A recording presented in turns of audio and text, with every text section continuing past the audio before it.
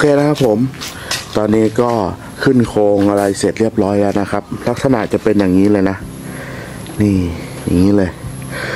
ผมทำความยาวนะครับความยาวจากตรงขอบกระบะจนมาถึงข้างหน้าเลยนะประมาณ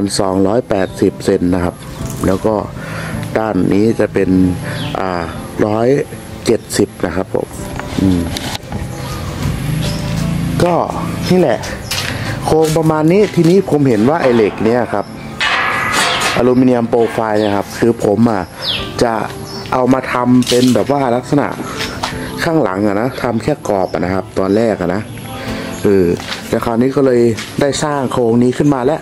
เหล็กอลูมิเนียมนี้มันจะไม่ได้ใช้นะครับผมเลยคิดว่าเดี๋ยวเอามาประกอบดีกว่าเอาเหล็กนี้มาประกอบนะครับแล้วก็เดี๋ยวจะทำเป็นไอตัวที่ได้ยกขึ้นก็นี่จะให้มันยกขึ้น